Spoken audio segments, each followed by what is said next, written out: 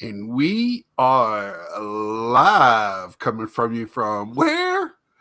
Hashtag to the South. Not the man here tonight himself, Nats man, found him wandering in the wilderness. I have to first, I know I've got some people contacted me today wondering if I'm okay. I haven't done any Saturday, didn't do a preview for tonight. I had overtime kind of sprung on me last second this weekend, and there were full days. So, and when I work overtime, that's man, it is. I get home at midnight on Friday night, and I'm back to work Saturday morning at 7 in the morning.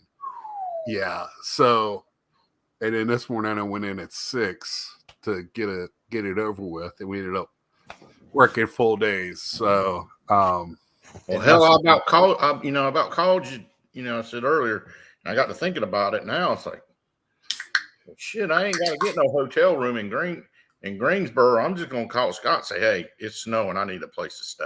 Right. Well, if I would have been home, you could have. What's up, Amari?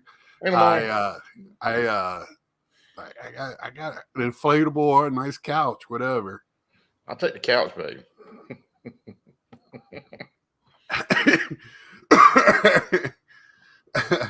Then we got old Eric Sanderson, the Orr, who always sponsors the like button. Hey, James. Hey, James. What's up, big man? Oh, guess what I saw on TV this evening? It What's was on Spectrum News. You'll probably, if you flip over, if you got Spectrum, you may want to check it out. They had the card show in Raleigh. They had the card show there in Raleigh, and the ones at Hickory. Mm-hmm. Yeah, that was a pretty big one this weekend there. They sold out to new owners. Yeah, that inside pitch. Yeah. Yeah, I heard that at the show. Actually, I went to here in Winston-Salem before Christmas at that Tidewater group that I can't stand. Yep. That was circulating what 15 people were talking. All of them were talking about. It weren't very many people there. I was kind of interested to go to the one in Raleigh just to see what the turnout was. They said it was good. They showed pictures. I forgot how many tables set up, but it was a bunch. Well, we met that people on Inside Pitch, and they were nice. That was a nice older couple. Yeah, y'all. It was a nice older couple that ran it. There were people kind of bitching about them, and I liked their setup and how they did things a lot better. That Tidewater guy, he's just there to make his money. I don't know. I ain't never dealt with him, but I've not heard good things. Oh, okay, James. James, what part of North Carolina do you know? My man James be down here in the dirty South. The South, baby. Yeah, next weekend coming up is one in Salisbury, which is getting kind of bigger. Is it? I know Hickory's got one. Yeah, so Hickory got theirs next weekend too? The 16th. Oh yeah, Salisbury is the 20th, the weekend after, I think. I need to write that. If you're going to go, I'll ride up there. Yeah, because it's in an old mall. I don't even know if the mall is.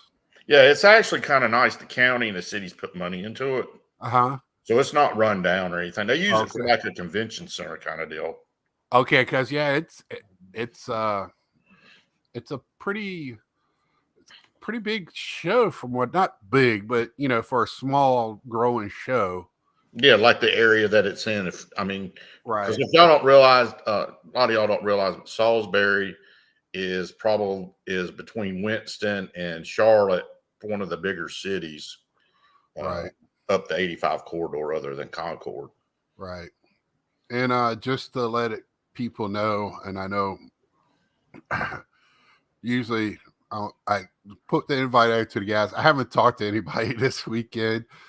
I don't know if anybody's going to be popping on or not, but hey, James, you're right here at me, brother. Huh? Oh, James is going to be right here at me. Okay. Yeah, I put in for work, so hopefully I'll be at the Philly show in March, the big show in Philly. I've been trying to go up there now for the last couple of years, so not that far of a drive for me. I can do some sightseeing between here and there, and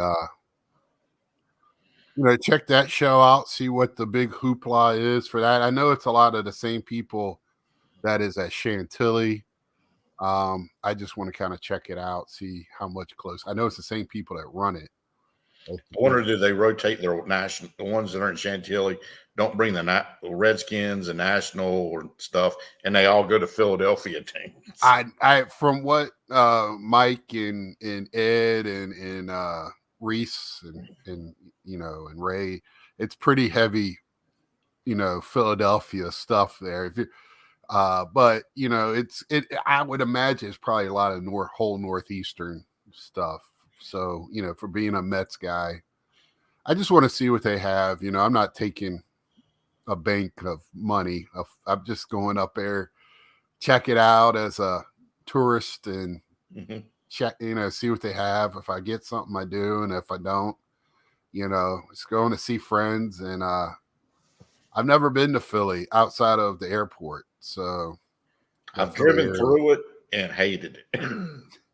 Right. Yeah. It's I've been want to use my cards and Card Family as an excuse to visit more places, see more people, see parts of this country. That's something we don't really talk about. That doesn't get talked about in our community. We talk about friendship and all of that, but other usages, like when I go to Cleveland this year, I'm going a little early so I can go to Canton for the Football Hall of Fame. What's up, Three River? How you doing tonight, brother? So I can spend extra time there and maybe detour on the way back. I took a couple extra days off for the way back. I've got a potential client that I'm dealing with, and her husband grew up right next door to the place. Oh, really? In Canton, yeah.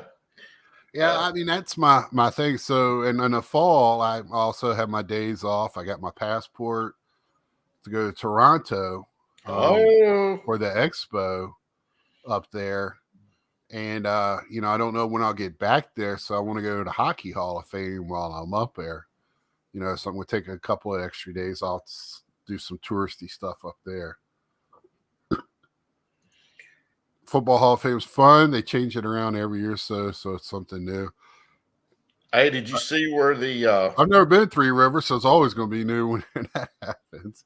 Hey, 357, what's up, brother? Hey, did you see where the Panthers owner got fined for throwing the drink at a Jaguar fan? Yeah. Well, now they're saying they got a thing now down here. They're saying now going around, the PSL owners are pushing to get him to sell the team.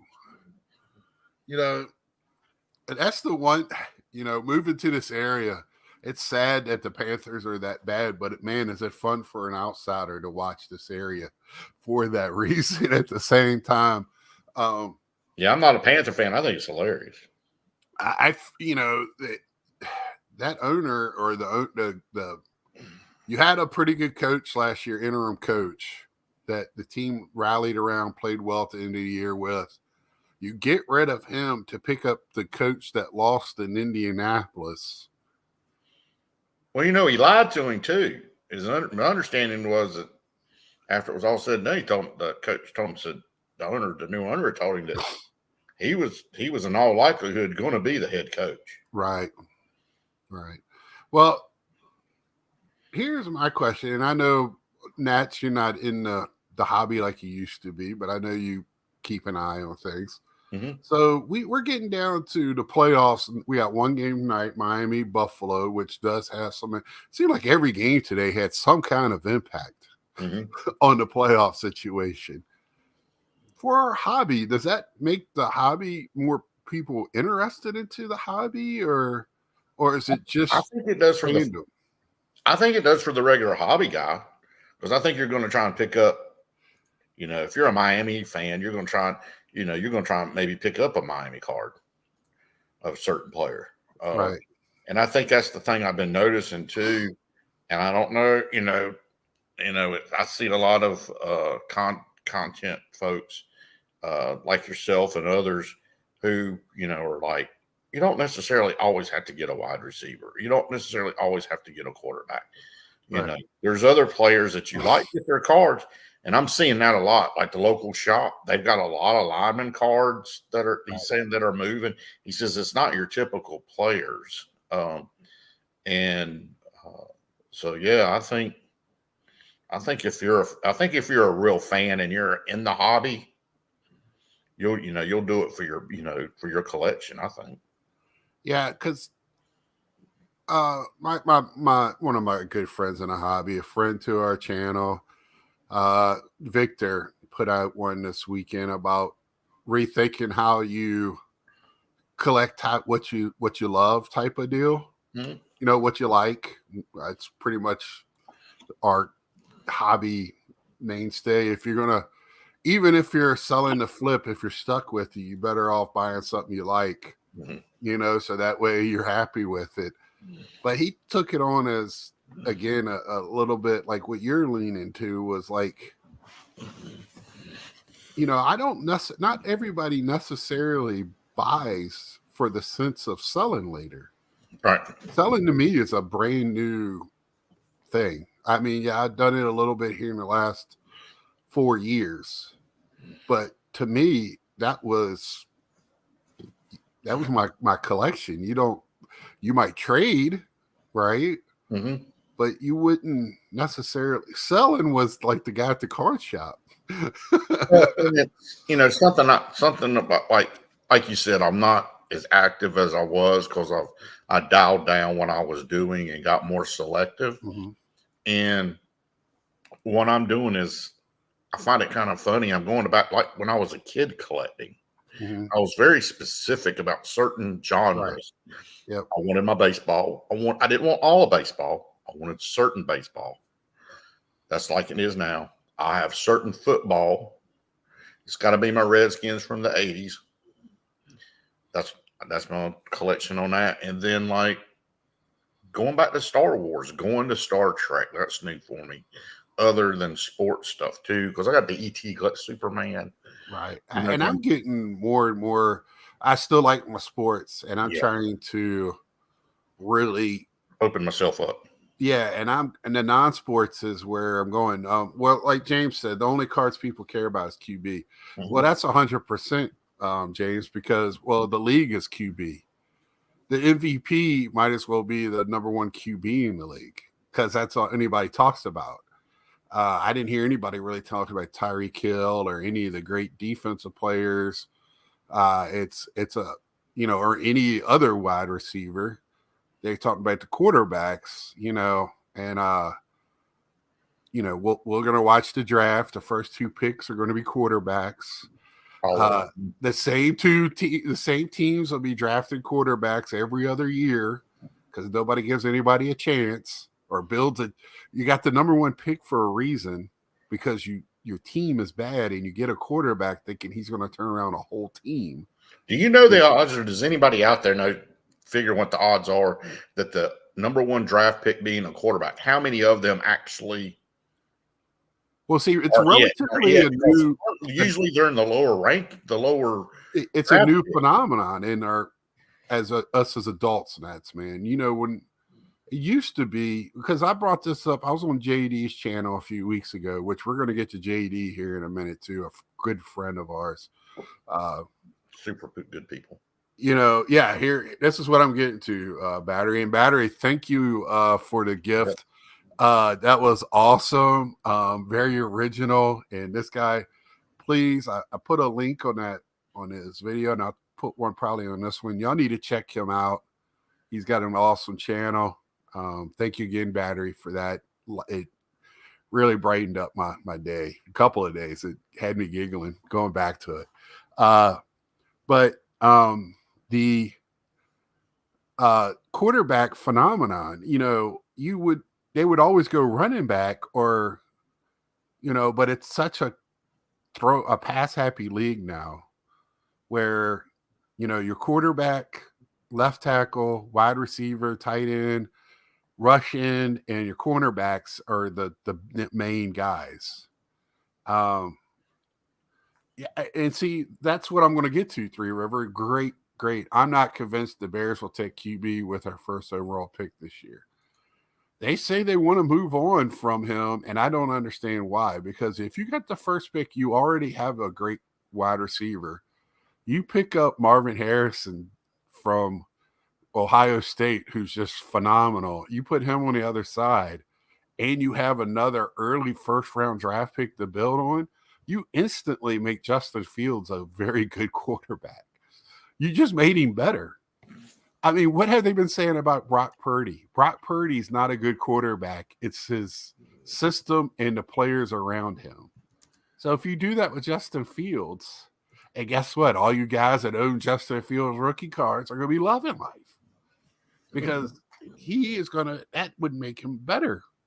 You know, that's why I got out of collecting modern football, Nats, man, because it just frustrated me how the league, how everybody likes what was printed, what was, you know, I'm a team collector, and I've said it before, I'm 350 pounds. I like the offensive linemen. I go to guys that I played offensive line.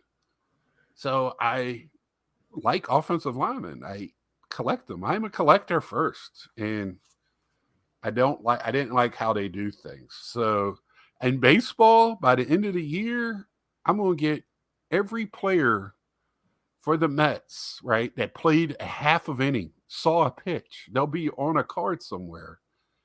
But hey Ed, I sent you a link if you want to jump on and rant a little bit. Be great to have you on, brother. Yeah, so quarterback to me, and I know it's a quarterback crazy league. It's all about the big L's. You get a great core of linemen, and you're. I mean, the Redskins. How did Gibbs build the Redskins? What was Hogs? The Hogs were. I mean, and John Reagan, yeah, right. Dallas, great offensive lineman.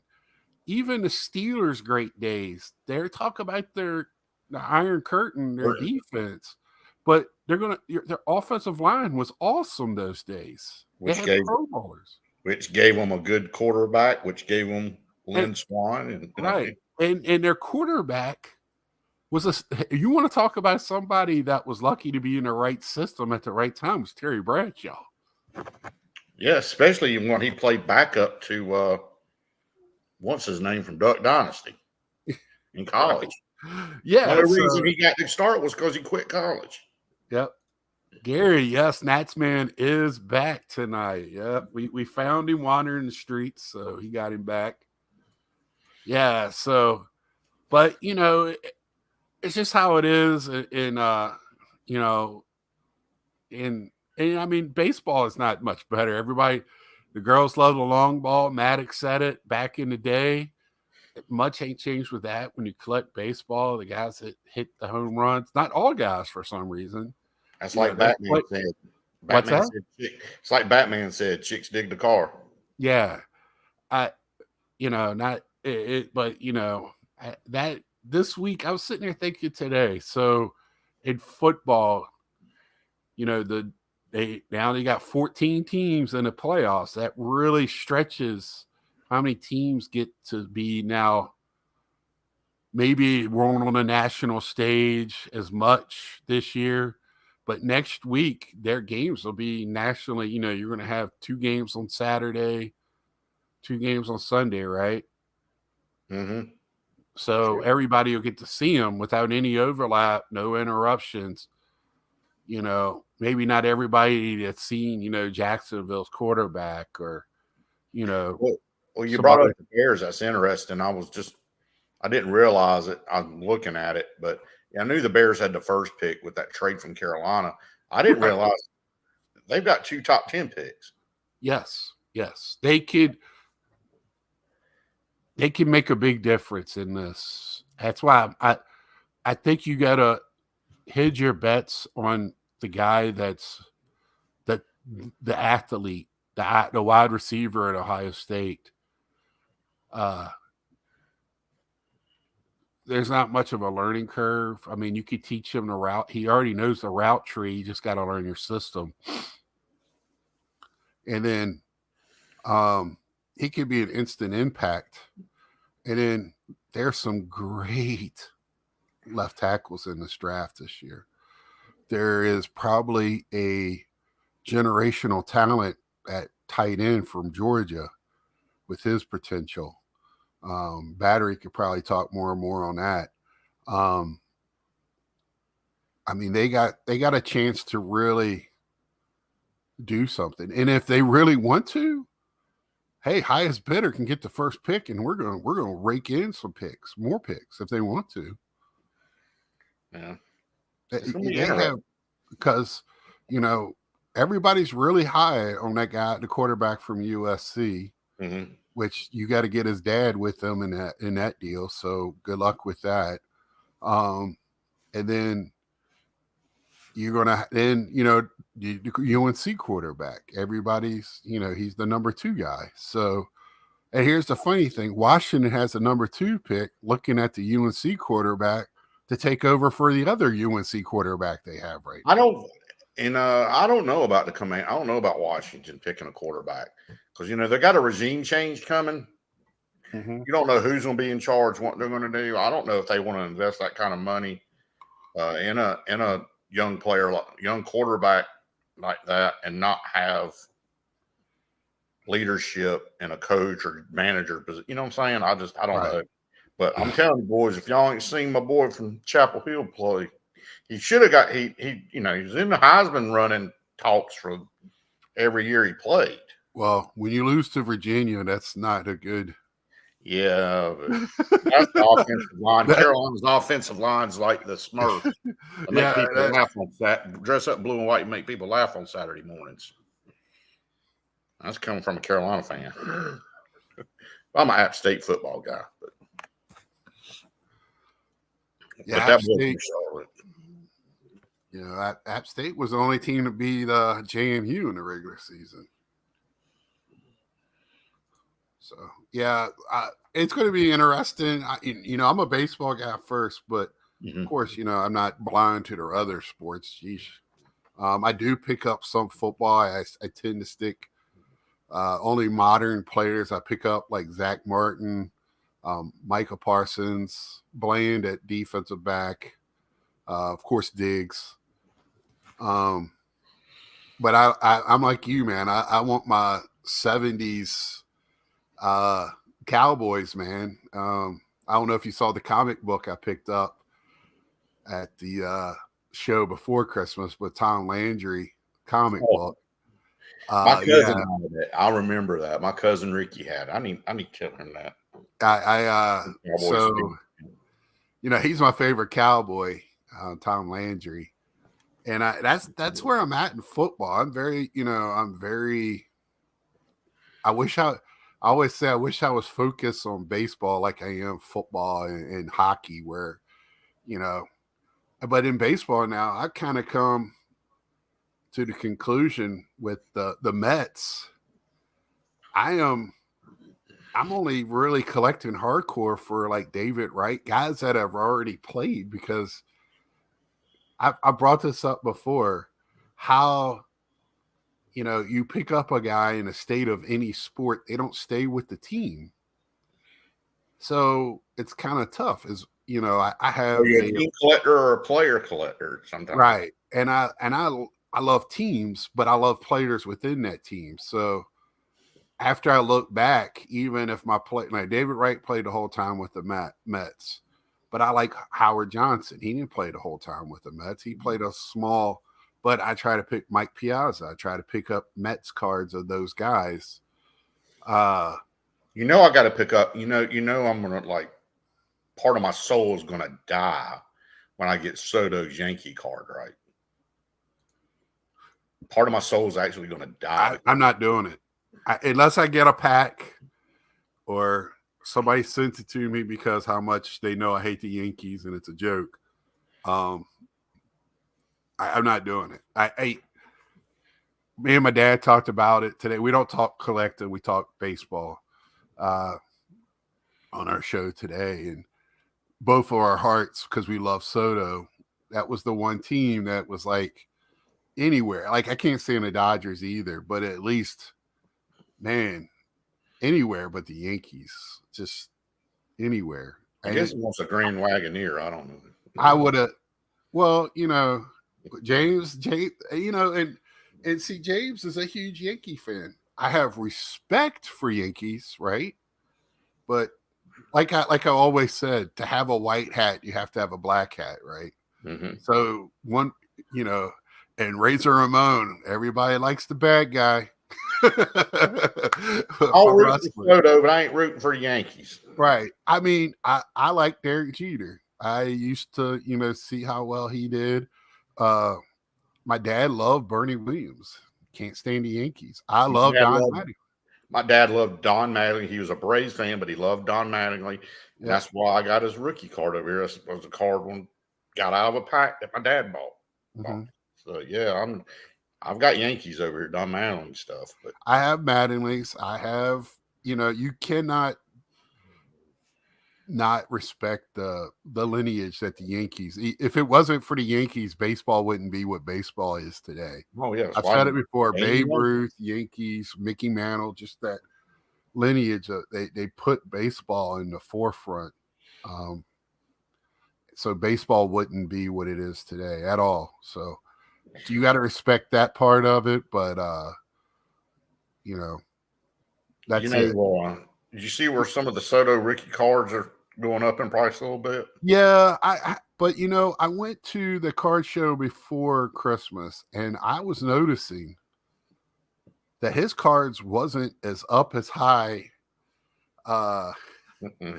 as Ohtani's spiked when he went to the Dodgers. I've seen Soto's rookie cards at PSA 10s at $40 before the trade. Right. And then they're going up. And I think they're like at 80 or something. Yeah. Nice. So, hey, what's up? Licking the wounds there. Oh, Nats man, how you doing? Scott, how you doing? All right, how you doing? How you doing? I'm doing fine. Last week I went on my little rant. I got a little heat for, but spot on. So it's all coming. It's all coming because I watched the games. No. Hey, first you got to tell me when I'm lying. You got to do the CM Punk line because you nailed it. Do it.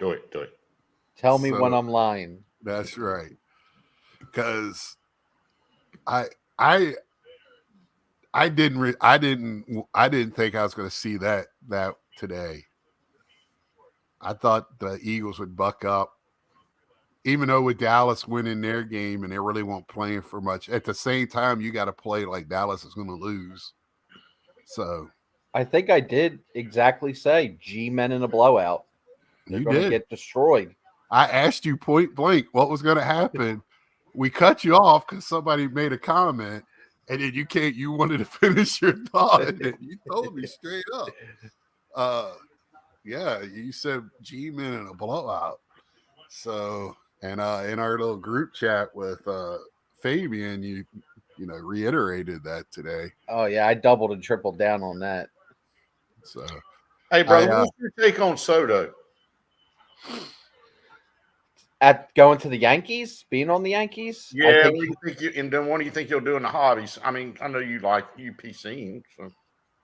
Well, his stuff's definitely going to go up because he's with the Yankees, and he's going to be paying the Yankee premium if you want his cards. I think his San Diego stuff, I think if you want good deals, you'll have to go to the San Diego stuff. I think his Washington stuff, people will always want because he won a World Series with the Nationals and his rookie years, obviously, with the Nationals. But I think he's going to do well. He'll do quite well with the Yankees. I'm curious to see where Boone is going to put him in the lineup. In my opinion, he should be hitting in front of Aaron Judge. because you want a high on base percentage guy in front of Judge to give him some RBI opportunities. Then there's playing in Yankee Stadium. I think he'll make out real well in Yankee Stadium with the short porches. I mean, So does that put a Soto fly ball batting, there, batting second? a lazy fly ball there is a home run. So Right. But does that put Soto batting second? Because Stanton's going to bat fourth, right? Unless you put Stanton at fifth. I'm not sure. I mean, you would think he would put him second, but he's definitely got a hit in front of Judge. I'm trying to think in that lineup who would lead off. Yeah. Then you got the other question is like, so they brought Jason Dominguez up last year, who was having a decent time coming up, and then he got hurt. Three Rivers is right though. Stan's going to be hurt all year anyway. It's kind of irrelevant. I'm living in a utopian world. Three River. It's like looking at Google Maps for directions in ETA. That's what we're doing. Battery said he's looking forward to Belichick as a Falcons head coach. He's going to be a free agent, it looks like. So he's going to want to break that record. So he's going to coach for a few more years. But I think Soto's going to do quite well in New York. His skill set is really good. He will start off probably a little slow, so hopefully Yankee fans understand that and don't get on him too much. But I think for that market, he'll be fine. Well, and also with that team is an older team. It's not the Padres where a lot of it just seems like, you know what I'm saying, younger, not as serious maybe or whatever. This is a professional baseball team he's going to. You got like going from Showtime. Yeah, and you got Rizzo. You have veterans. You know, Machado. When Machado is the guy that's keeping everybody in line on your team, you might want to. There's something wrong somewhere. Yeah, but Machado has grown up a lot and since his Orioles days, but still, it's, you know, you didn't hear Bogarts really take over that team. You always hear Machado and him butting heads with players. So we talked about it before, but honestly, when you look at the whole season, the Padres were really not that bad. They weren't as bad as people made them out to be. It was just that their bullpen was such a disaster, especially the back end. Not Josh Hader, but their 7th and 8th inning guys were just disastrous. Well, not only that, the part of the order that really delivered the year before was non-existent. Their catching position, I think, batted like less than 200. With either one of whoever they had back there, none of them could hit water if they fell out of a boat. And nobody else hit after the 5th spot. Nobody hit. And they couldn't get anything for the bottom half of the order. And you just can't. And like I said, their problem was they got so far behind, they ran out of games. They couldn't catch up. So if there was another week or two to the season, they would have probably been a playoff team. Yes, I agree with that. They were catching steam in the second half, but like you said, they just got in a huge hole. They couldn't get out of it. Sounds like Wander Franco. Yeah. Jesus. The good thing about Wander Franco is he was found breathing, so that's a good thing. Yeah. He's in custody now, correct? Yes. I thought he got released. That's what my dad said today. He definitely has the money to get released. I thought they said they still haven't charged him yet. They did the charge. They took him into custody, I think, on Friday. After he was going to leave the country. Apparently, there's concrete evidence. So I don't know what that means, though. It's kind of cryptic when they say that there's concrete evidence. Well, because I'm waiting to see because MLB's already judged him. And you would have thought, after your guy issue, Bauer, MLB would have learned their lesson. And it looks like Bauer is still blacklisted. You don't even hear anything about him right now. I think he's happy. What's that? I think he's happy in Japan. Well, he played one season in Japan. He doesn't have a team right now, so he could theoretically be signed. He's technically a free agent. Man, I thought he got a multi-year deal on that. I didn't know it was 1 year. The Dodgers gave him a multi-year deal years ago, and I think they're still paying him.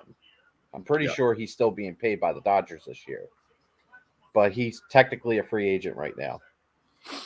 I mean, Mookie Betts spoke up for him. Mookie Betts said he's a great teammate. He's great to have around. He's a great competitor. I would have thought he would have gotten signed just because of how cheap he's going to be. I don't imagine him getting a lot of money on like a 1-year deal on some team taking a flyer on him. But hey, it might be a blacklisted thing, like what happened with Barry Bonds. Barry Bonds got blacklisted, but he has to show up for questioning. So, I mean, a lot of people forget that Barry Bonds was also blacklisted too. Right. Yeah, I mean,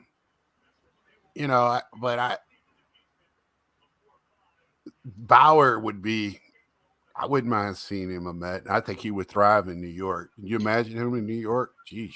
There's tons of teams that need starting pitching, and the crazy thing is he's still in his prime, right? So it's do they want to take the PR hit that they're going to take, because the media absolutely despises Trevor Bauer. They're going to look for anything.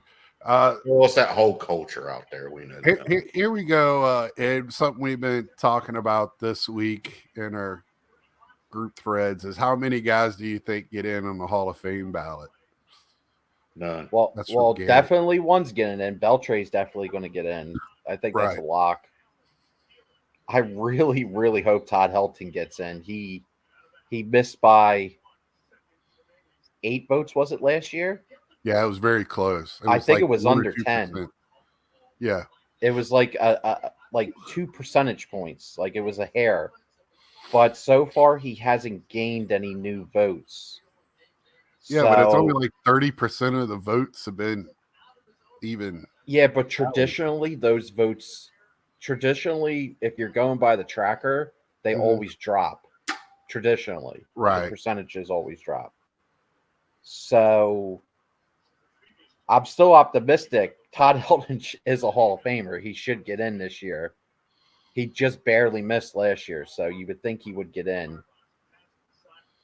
And then there's Joe Mauer, who's doing very, very well. Surprisingly well. I was a little bit surprised. I thought he would do well, put it that way. I thought he would get around like 50 to 60%. I do think he's a Hall of Famer.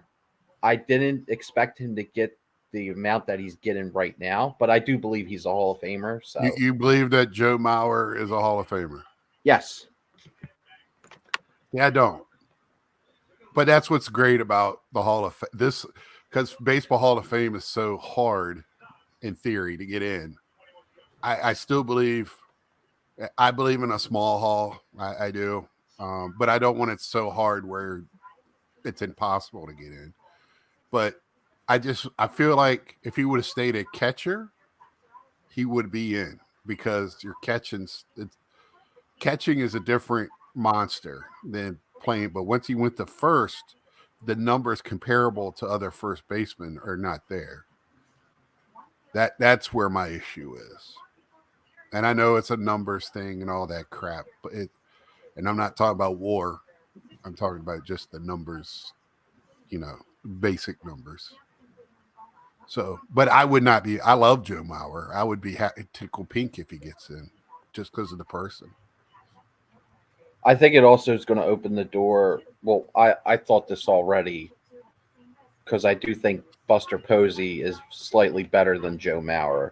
So I think it's going to open the door for Posey, because I remember around the time that Posey retired, a lot of people were saying, well, his career's not long enough to really get into the Hall of Fame. But He's to me, he's kind of a no-brainer, Posey, because of Now, just to me, he's how a dominant his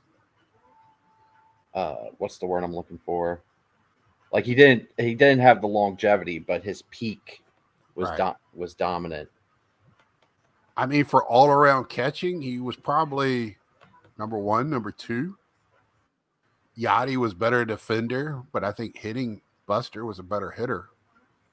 I mean, there might be numbers that prove me wrong, but Gary Bingscott, can Jose Reyes get a freaking vote? Probably not, because not many people like Jose Reyes. So The thing can he with get Posey though is he was just a winner though. Yeah, Like every time he got into the playoffs, he just found a way to win. yeah, and I mean that breaking his leg that season put him back a little bit. What did he miss a season and a half, 2 years from that? A year and a half. That was good old Scott Cousins. I,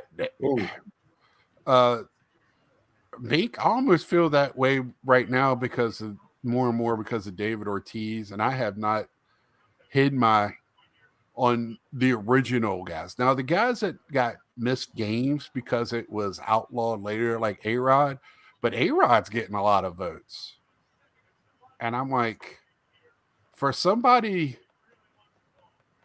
I was like, what was he at, like 48% or something when you showed those? Somebody posted those numbers up. I was like, I don't think Sheffield will get in, but my theory on why he's getting a lot more votes is because if you remember for the Veterans Committee or the Golden Age Committee or whatever it is, one of those committees that Bonds and Clemens were on, let us remember that they got less than 3 votes apiece. So I think the writers are realizing that the peers are not going to vote these guys in on these subcommittees. So now it's just like, okay, well, if we don't put them in, they're not going to get in. So I think that's why you're seeing a bigger push for Sheffield, because the writers are deducing that if these guys get on the subcommittees to get voted in, their peers aren't going to vote them in. Because as you saw, if Clemens and Bonds are not even going to get 3 votes in these committees, then surely Gary Sheffield's not going to get any more than that. Yeah, and I mean, because I feel like Manny Ramirez is getting kind of screwed. I mean, we know he did it. I mean, but still, I mean, his numbers are just incredible.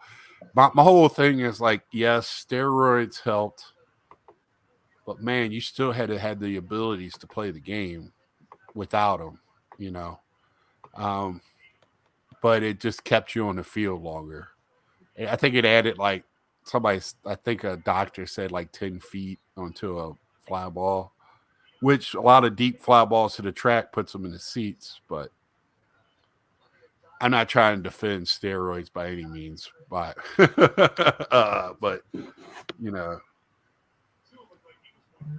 So here's another one. I heard this brought up too by somebody that is a Hall of Famer guy.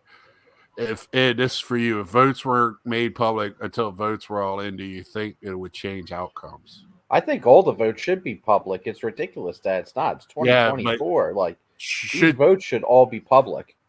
Should the votes though? So the votes had to be in by what, December 31st? Or is it January 31st? I think it's January 31st. Right. So making them public before January 31st, and some of the voters, wait till the last day. Does that change people's minds? Like if they see somebody maybe move in or something, that they've changed their votes because of how I'm sure it plays a factor. I'm sure it definitely plays a factor. Like if Todd Helton only needs 3 more votes, and you've got an open thing, you're going to vote him in or not? I mean, essentially, these people are waiting for their vote to hold more power. I guess. Right. Yeah, because that I agree with that. Gary's bringing up something that I heard earlier in the week from somebody else, and I was like, that's a good point. even if it's subliminally, you're sitting there looking at it because somebody could see, oh, Mauer is right there ready to get in. My vote, somebody else is going to get his votes in. I can put my vote on somebody else, and then Mauer misses it by 5 votes again. You know what I'm saying? Yeah. So, There's always some really horrible ballots out there though, where you're just like, okay, this person's just an asshole. Or somebody votes one person, or somebody hands in a blank ballot. Or I know it's and it's supposed to be tough, and I like it tough. But let's should be reasonable as well. Should be reasonable. There was a writer from Sacramento that voted for just 2 people. I think it was Carlos Beltran, and I think he voted for. It was Beltran and it was somebody else, and he just voted for 2 people. And apparently he got a lot of heat for it on social media. And then he proceeds to write 3 to 4 articles about sorry, not sorry. This is how I feel. Right. Just to add like clickbait and stuff like that to get clicks and stuff like that. It's like, dude, just vote for the deserving people. It's like there's way more than 2 deserving people on that ballot. Right. So here's the other thing that's being brought up. So this modern day guys getting in, does the value or having these cards in your collection mean as much to us as the older, more guys in the later years getting in your collection? What is Carlos or Adrian Beltre getting in the Hall? Are you going to run out and get Adrian Beltre cards? No, I'm not. I mean, I might get one of his rookies just to have it in the collection since he's in the Hall of Fame. So here's my other question. And please, people in the chat or down below that watch us in archives, please let me know how you feel. If you weren't collecting George Brett before now, and you go, oh, he's in the Hall of Fame, would that make you get like a George Brett card? And you don't. I'm sure for some people, right, that are Hall of Fame collectors. Yeah. Because I'm coming at this in a different way. You know where I'm coming from, right? And like we talked about this early in the week. People are putting values on things that more should have a more of a emotional value instead of financial value. So why do you collect the cards you're collecting? And, these guys that came in the junk wax era cards, where their rookie card is available. Like I said before, you go to a show, you see Mickey Mantles, but you don't see Chipper Jones cards. I think we're kind of missing some of these points. Yeah, pick the registry cards if you're going to flip. There's definitely a lot of people that do that. I mean, that's a big thing for a lot of people. Yeah, they'll just load up on certain key rookie cards in either mint or gem examples, and when the person gets announced for the Hall of Fame, they're absolutely sprinting to eBay or their local card show to unload a lot of this stuff. Right. But that really doesn't, in our books, that doesn't make them a collector, though. Right. Hey, that's my whole thing there. Because I brought up before, Victor released one today on collecting what you like. And again, he kind of turned to more of a value-based collecting than actually collecting what you like. And believe me, I think there still are a lot of us pure collectors that are going to pick up the cards we like. Be damned what the value is going to be 10 years from now from that card. Now we want great if it does. Right. Great. But I don't think yes, I collected a lot of Norris Syndergaard and Jacob deGrom cards, and now they don't play for the Mets. But they were still great Mets. I'm not mad that I have a huge collection of those two guys. Victor Robles here. Right. Victor Robles. I mean, but I feel like we're the value, you talked about it a lot, and that's why I was kind of getting to this value thing. Feels like we're getting inundated again about value and more of how it personally hits you instead of. I'm an unemotional value guy, not a dollar value guy. Putting intrinsic values on things that makes sense. Right. I have cards that are priceless to me that other people will be $5. So I think Mauer cards will jump because doubtful many think or thought he was a first ballot Hall of Famer. Well, Gary, Mauer cards would have to jump because I don't think they're very expensive right now. I think they only got one way to go. And it's sad because Mauer is a great player as well as a great person. I always giggle when I hear people whining that they had to add someone to their Hall of Fame registry. Yeah, battery. But I have registries, and I the registry really. This time of the year, though, I've mentioned it before, though. This time of the year, I always find fascinating when people talk about the Hall of Fame, and when they talk about specific players, it's just like I feel like people out themselves on if they watch the games or not. Right. They just do. 100%. Because I'll hear people say things that like make absolutely no sense. Like take for example, last year there were people talking about how Scott Rowland was a 9-hole hitter. Scott Rowland never hit 9. First of all, he played in the National League, right? Pretty much his whole career, where the pitcher hits 9. Right. Like, did we forget that? Like, right. And so there was people. And then I'll hear, oh, he wasn't really good defensively. Like, what kind of, like, what are you talking about? You have just, through that admission, through those statements, you have shown me that you don't know a goddamn thing about Scott Rowland. The first thing that they say is war. So tell me you don't watch the games without telling me you watch the games.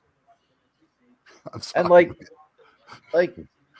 And if you want, and I get, if you just want to look at box scores and, not have any attachment to the game and not watch the game, then that's for you. That ain't for me. That's for you. Moneyball. Go to but your money.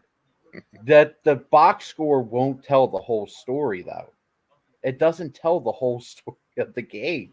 What's up, Andy? And the fun I'm having now, and I know you... We were having some fun discussions about this, Scott. The fun I'm having now is listening to people talk about Chase Utley.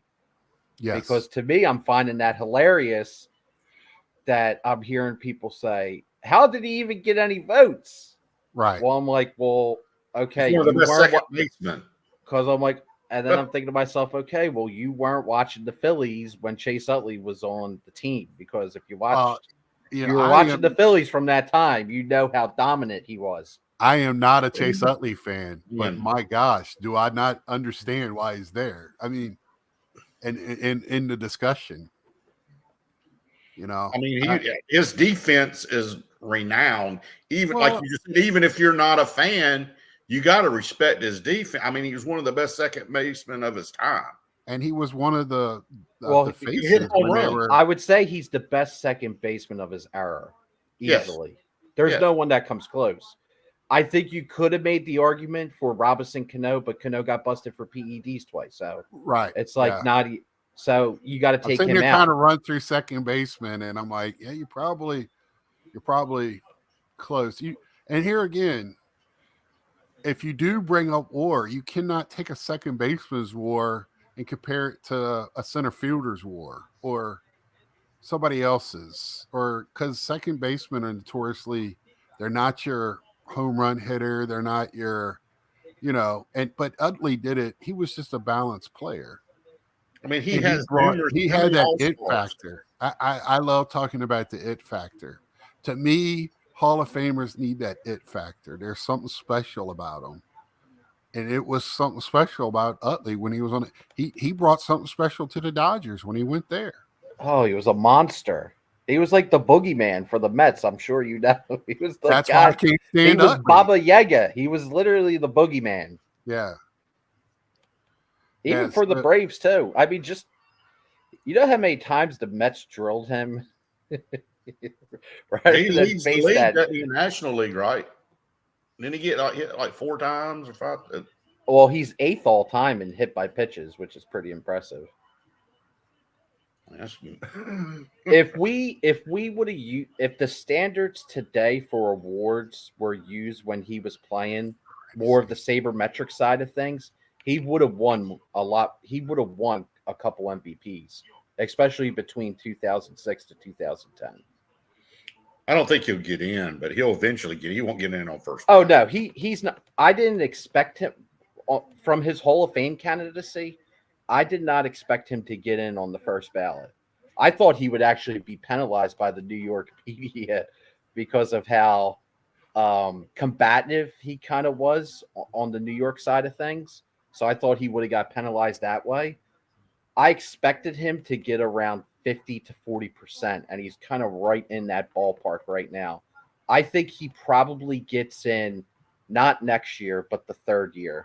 I think he'll get in on his third year. Yeah, because they usually have to, unless they're an automatic slam dunk first ballot, they got to build some momentum. Next year there's some, you got Ichiro next year, so he'll be first ballot, and definitely he should be unanimous in my opinion. Ichiro. Battery said there should be a metric for pissing off your opponent. There is. You go to New York and they chant Larry or boo you when you come up. God forbid, Philly fans. Yeah, I mean, you go to another stadium and they got a special chant for you. You made it. So, but Utley was. I love. I mean, and to me, Utley just had that it factor. And I mean, that time when it was him and Ryan Howard on that side of the infield, that was a power duo there, man. And I mean, that was a good team. I'm still a little surprised how poorly Jimmy Rollins is doing. I thought he would have done. I would have thought he would have done a little better. I don't know if it's because he had some really awful seasons with the Dodgers and the White Sox, which has kind of soured him a little bit. Like he definitely he overstayed his welcome. He should have retired. He stayed too long in the league. But I am surprised with how poorly he's doing. I thought he would have at least been on almost 30%, but he's not really making steady progress. So I'm not sure if he will get voted in. I think Abreu's actually making better progress, Bobby Abreu, which if you look at his numbers and compare him to like someone like Andrew Jones, Bobby Abreu actually has better numbers in a lot of key offensive categories. Yeah, well, with Andrew though, it's the Gold Gloves. It's the Golden Gloves, like second, third place or something. I mean, not a bad home run hitter either. Sorry about that. I had somebody at my door. Somebody had the wrong door. Housekeeping. Yes, that's what I felt like. Hello? And I mean, this ballot has been kind of interesting and all over the place because I thought maybe only one guy was going to get in for all seriousness, the way that the balloting has been going in the years past. And it still might only be Beltray. There may not be an election. By the way, I had them in the past where nobody got in. I definitely think I should clarify this because I've been thinking about this. I want to say this time of the year, it's fine to have different opinions on what you think a Hall of Famer is. What I just don't like, well, I shouldn't say what I don't like. What I just find amusing is when people say things that are completely not accurate, though. Like when they're describing a player, like take, for example, Chase Utley, and they'll say, oh, he was very below average. Well, that's, if you look at his play and you watched him, that's simply not true. Like you could say, I would understand it more if you were like, oh, I'm a no on Chase Utley because he doesn't have X amount of milestones. If he doesn't have the traditional milestones. Okay, I can understand that. That's your opinion. It is what it is. Or if someone's talking about like Todd Helton, like I'm surprised at the Todd Helton bashing that's been going on. I don't Right. understand that either. Todd Well- Helton was a hidden machine.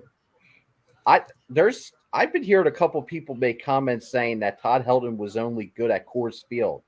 Excuse me, did you look at his home and road splits? They're almost identical. Right.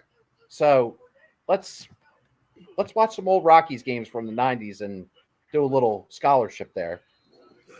YouTube it, baby. I just think a lot of it has to do. He did play with the Rockies, and I'm not talking about it because he played at Coors Field. It's just not sexy. Playing at Colorado, it's not a sexy ballpark. It's not a, it's not New York. It's not LA. It's, I mean, when he was there, what did they play? One World Series playoff? One World Series, 2007 against the Right. Red Sox. So, it's just not. And then again, there's a lot of East Coast bias because people get to see East Coast games, even though he wasn't totally Western, but he was still in the Mountain Time zone. So that's 2 hours behind here. So only a part of the country got to see him play a lot of his games. I really, because I'm that's what I'm interested with Ohtani, right? Because he didn't leave the West Coast, he stayed there. And even with the Dodgers, I mean, Freeman is one of the best first basemen that's probably ever played a game, right? Hitting, fielding, whatever. To me, he's an automatic Hall of Famer. When we're watching him, I feel like he's a Hall of Fame guy. But when he went he was already not hobby loved in Atlanta, and he's even worse in LA. He's off the radar. Yeah. Right. And then that goes from well, thank you, Dave. I'm not saying it's a cop-out excuse. I think it's pretty known. When Mookie went from Boston to LA, his stuff dropped too after the initial love. And I'm waiting to Ohtani, his move, initial love, but let's wait till halfway through the season when everybody, is out on the West Coast. So Soto's stuff is going to be more valuable than his by the end of next year. Yeah, and Soto moving from he went to San Diego, and then he's back now in New York. He's got the New York bump. I hope saying that New York is a bump's not a cop out. All day, but thank you for keeping me a World Series team. That's the thing, though. People say things that people in the hobby space will say things that are just like not true if you're watching the games. Like Soto's a great example of that. Last year, people tried telling me that Soto had one of the worst seasons ever.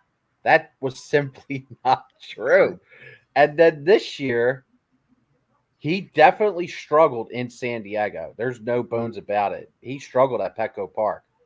But you play half your games on the road, and he did well on the road.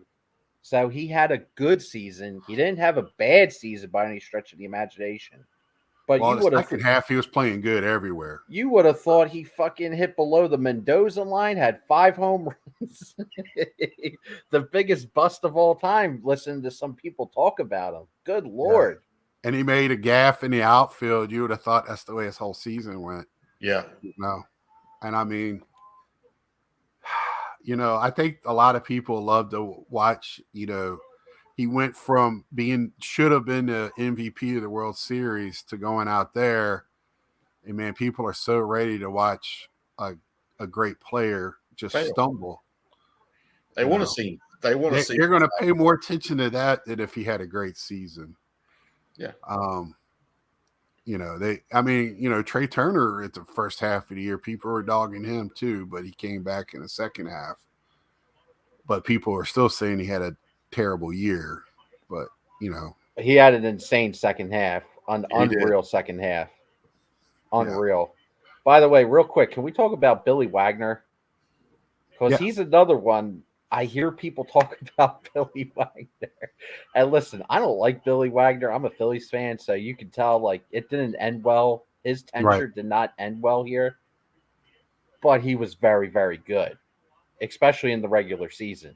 he was incredibly dominant for a closer. Mhm. So when I hear people say that he was pedestrian, To me, what though, the? What are you talking about? well, Pedestrian? Well, What? I agree to that because somebody was comparing him to somebody else and didn't have the numbers right in that comparison either. But He's at the end of the rope, right? yeah, last Well, year, I think this is his last year. Yes. yeah. all right. But I mean, because somebody said when you're watching, were you think you're watching a Hall of Famer? Not really, but I mean, when I'm watching the games, I don't know if I'm really thinking, unless they're just otherworldly. Like when you watch Pujols, you're like, yeah, that's first ballot. Ichiro, first ballot. I'm trying. Acuna right now is on that path. Otani, but And I'm Otani needs the. I don't know if he'll do it if he never pitches again. pretty lukewarm when it comes to relievers, also in regards to the Hall of Fame. Yeah, one But inning. but the truth is that Billy Wagner is probably one of the best relievers of all time.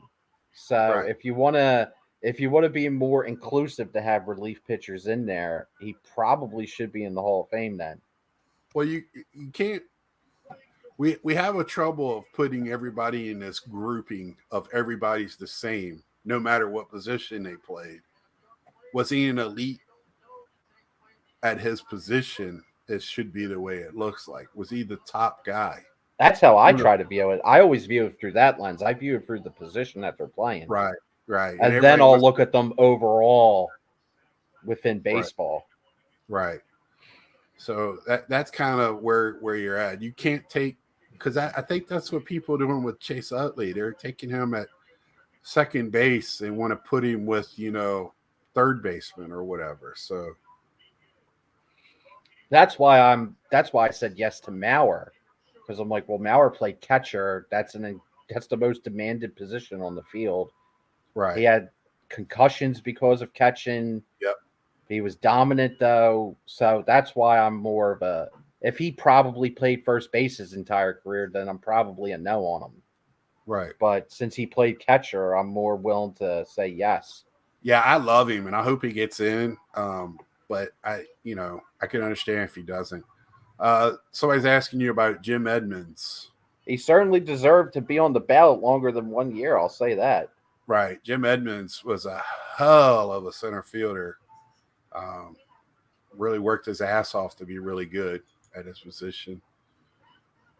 Probably might have been one of the top couple center fielders at one time. Probably a better defender than Trout. I feel like he might have been better than Andrew Jones, but that's just me. I feel like Andrew Jones made a lot of great plays because he wasn't in the right position and was late reacting. You're gonna get Carlisle. I would get a lot of hate. Wait for battery to come up. But, let's see. RPCP seems to be such a different career path now than it was. There's a fair few guys who make a career out of nowadays, it seems. Bink says he watched tons of, and I can't, as a Met fan in the 70s and 80s, or the 80s Mets, I can't stand the Cardinals. So yeah, I'm kind of with you on that. The Cardinals are not they're up there on teams that annoy me a little bit. Great front office, great fan base, just because of the rivalry. They know how to scout, I'll tell you that. Yeah, they know how to get into your computer system to see how you scout too.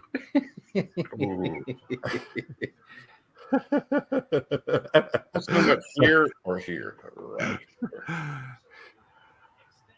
So one last thing before we go. I don't know if y'all saw my man today. I've been demoted to Big Scott 31 by Battery. So JD today, if y'all have a chance, go check the video. He's decided to sell most of his collection. He is friend of the channel, been on his channel. He's part owner of Card Hedge. He for many reasons, he's got a family. He's looking at financially things, and he could put his family in a better situation by selling his collection. So I don't want to speak for him, and I don't think he's getting totally out of it. Hopefully, he'll still make videos.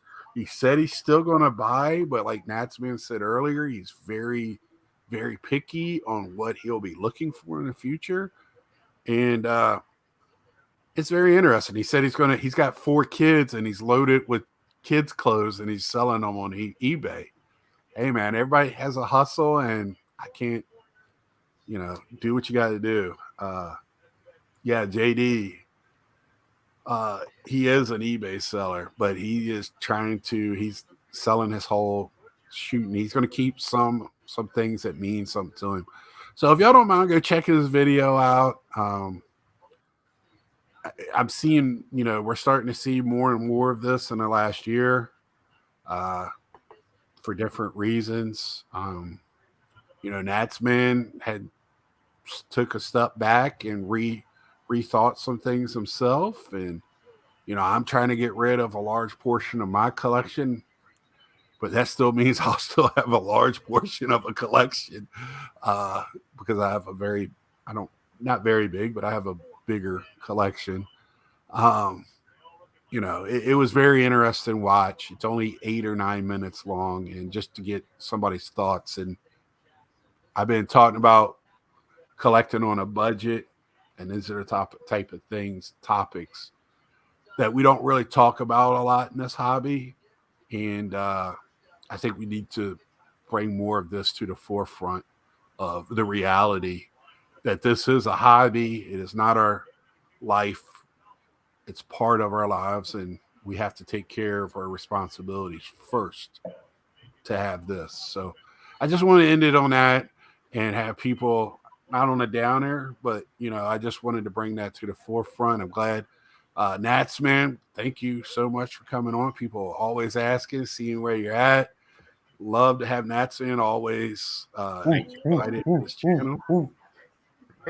Ed always invited to the channel, as long as as well as the other our housemates from the show. We still don't have a group name. We've got to be cool and have a group name. But I don't know, my man Mike, I don't know where he's at tonight. I haven't heard from him this weekend. I hope all is well with him. I think he was flipping sippy cups. Is that what he's doing? Is he with the niece and nephews? See you, James. Thank you for coming on. Gary, always. Battery, Three River, the whole group that I see on here every week. And Amish Dave. I need to get you back on, get your thoughts. Love talking to you. Real Midlife Crew. We could have that. Yeah. Dave, you got I also sent it to our group. So come on over, chat. Lamba. Yeah. The Big Chicken Squad. We could have all of those. So rambling. Any last thoughts before we cut out, either one of you? The Eagles really need to fire Matt Patricia and Brian Johnson badly. Do it immediately. And it might happen if it keeps going this way. We'll see what happens next week, Ed. So until next time, like, share, tell a friend. And what's next, Ed? See ya. Deuces, David. Deuce.